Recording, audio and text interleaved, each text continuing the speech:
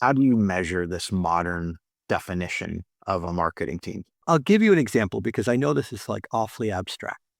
When I was at Pendo, we ran this program where we created custom Nikes. And we had this well-known sneaker designer hand paint these sneakers. And then I wrote to a bunch of influencers, like really influential people, because sneakers were expensive. And I asked them their shoe size. And I thought that like an email that was asking somebody their shoe size would be provocative enough that it would get a response, and it did. So I have this back and forth with one guy who was puzzled by the program. Of course, he was a size 10 and wanted his sneakers. He ends our exchange by saying, "How are you going to measure this?" And I said, "I'm not." And he said, "How are you going to prove it worked?" And I said, "I'm not. I'm just going to trust that it's going to work." And he wrote, "Good luck with that." So fast forward 6 weeks, we're prepping for our board meeting.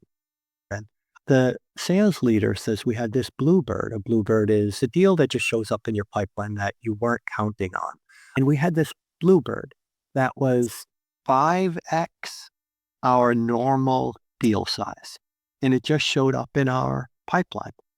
And so I asked, what can we learn from this? Post AI, pre AI? I actually think the answer is the same. You have to generate pipe. Like that's a non negotiable. And all I'm saying outside of the streetlight is still in service of creating pipeline, right? I didn't supply those sneakers because I wanted to get in the footwear business, right? It was, there was an end game. And so it still is pipeline pre AI, post AI. The means of getting there may be a little bit different, right? And I think ultimately everything needs to germinate from pipe. Now, if you're asking, what do I report to the board? Is it just pipeline? I would say no. It still is pipeline centric, but I think you have to say to the board, do you have enough pipeline? Is the demand you're creating performing as expected? Is the pipe you've created performing as expected?